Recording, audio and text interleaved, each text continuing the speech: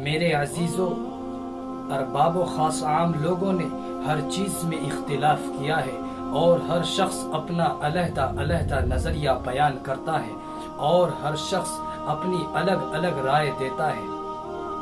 میرے بھائیوں، ارباب و خاص عام لوگوں نے ہر چیز میں اختلاف کیا ہے اور ہر شخص اپنا الگ الگ نظریہ بیان کرتے ہیں، لیکن مثال موجود ہے کہ جتنی منہ اتنی بات۔ یہاں تک کہ خالق السماوات والارض کی ذات اقدس کو بھی نہیں چھوڑا۔ کسی نے 2 خدا تسلیم کیے، کسی نے 3، کسی نے خیر و شر کے خدا الگ الگ مانے۔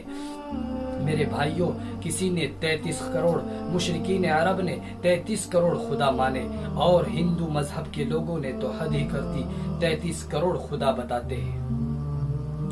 میرے بھائیوں، ایک دن قبر کا مہمان بننا ہے، یہ پوری دنیا کا متفق علیہ مسئلہ ہے، چاہے مسلمان ہو یا غیر مسلمان ہو، کافر ہو یا غیر کافر ہو، عالم ہو یا جاہل ہو، سب کا متفق علیہ مسئلہ ہے، ایک دن اس دنیا سے جانا ہے اور قبر کا مہمان بننا ہے۔ میرے بھائیوں، دنیا میں کسی بھی مذہب سے تعلق رکھنے والا انسان ہو، سب کا اس بات پر یقین ہے کہ موت برحق ہے۔ قرآن کریم میں اللہ تعالیٰ فرماتا ہے، پارہ نمبر 21 میں صفحہ نمبر 2 پہ، کل نفس ذائقۃ الموت، ہر انسان کو موت کا مزہ چکھنا ہے۔ میرے بھائیوں، حضرت سلیمان علیہ السلام کے پاس موت کا فرشتہ اس وقت آیا جب آپ بیت المقدس کی تعمیر کرا رہے تھے۔ موت کے فرشتے نے عرض کیا، اے سلیمان، میں آپ کو لینے آیا ہوں۔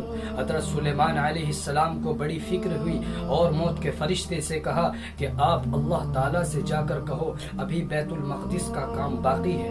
موت کا فرشتہ اس وقت آیا جب بیت المقدس کا کام باقی تھا۔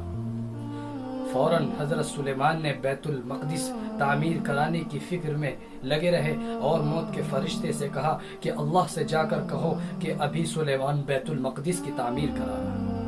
میرے بھائیوں، وہ سلیمان جو بیت المقدس کی تعمیر کرا رہے تھے، جو بادشاہوں پر حکومت کرتے تھے، جو جنات و شیاطین پر حکومت کرتے تھے، جو پوری سلطنت پر، پوری دنیا پر حکومت کرتے تھے، وہ آج موت کی بھیک مانگ رہے ہیں۔ قرآن کریم میں اللہ تعالیٰ فرماتا ہے، اذا جاء اجلهم فلا يستأخرون ساعة ولا يستقدمون۔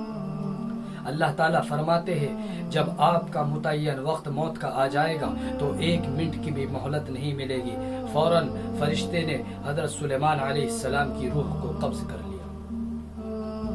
ایک جگہ اللہ تعالیٰ فرماتے ہیں، اینما تکونوا یدرککم الموت ولو کنتم فی بروج مشیدہ، کہ اگر آپ کہیں بھی چلے جاؤ، ایک مضبوط قلعے میں قید ہو جاؤ، موت آ کر آپ کو پکڑے گی۔ میرے محترم اور عزیز ساتھیوں، ایک روز بی بی مریم پہاڑ پر تھی، موت کا فرشتہ آیا کہ اے راتوں کو جاگنے والی، اے دن بھر روزہ رکھنے والی، آپ پر سلام ہو۔ بی بی مریم نے فوراً پوچھا کہ آپ کون ہو؟ آپ کی آواز سن کر میرا کلیجہ کانپ گیا ہے۔ موت کے فرشتے نے جواب دیا، بی بی مریم، میرے متعلق نہ پوچھو، میں وہ ہوں جو دوست احباب کے درمیان جدائی ڈالتی ہوں، میں وہ ہوں جو محلات کے محلات خالی کر دیتی ہوں، میں وہ ہوں جو بے بچوں کو یتیم کر دیتی ہو، بادشاہوں کے جان نکالنے پر مقرر ہوں، اب آپ کو لینے آیا ہوں۔ بی بی مریم نے جواب دیا کہ ابھی حضرت عیسیٰ جنگل گئے ہوئے ہیں، جب وہ آ جائے تو میری روح قبض کر لینا۔ فوراً موت کے فرشتے نے جواب دیا، مجھے جیسا حکم دیا جاتا ہے، میں اسی پل میں انسان کی روح قبض کر لیتا ہوں۔ فوراً حضرت مریم کو ہمیشہ ہمیشہ کی نیند سلا دیا۔ حضرت عیسیٰ علیہ السلام تشریف لائے اور دیکھا کہ حضرت بی بی مریم اللہ سے جا ملی۔ فوراً حضرت عیسیٰ علیہ السلام نے دعا کی، اے اللہ، میری امی جان کو زندہ کر دیجئے، میں اس وقت یہاں نہیں تھا جب موت کا فرشتہ اس کی روح قبض کرنے آیا تھا۔ فوراً حضرت عیسیٰ علیہ السلام کی دعا قبول ہوئی اور ان کی والدہ کو زندہ کر دیا۔ میرے بھائیوں، حضرت عیسیٰ نے اپنی والدہ سے پوچھا کہ موت کے مزے کو کیسا پایا؟ بی بی مریم نے جواب دیا کہ موت کا ذائقہ اتنا سخت ہے کہ قیامت تک میرے منہ سے اس کا ذائقہ نہیں جائے گا۔ میرے بھائیوں، دعا کرے کہ اللہ تعالیٰ موت کی سختی سے ہماری حفاظت فرمائے۔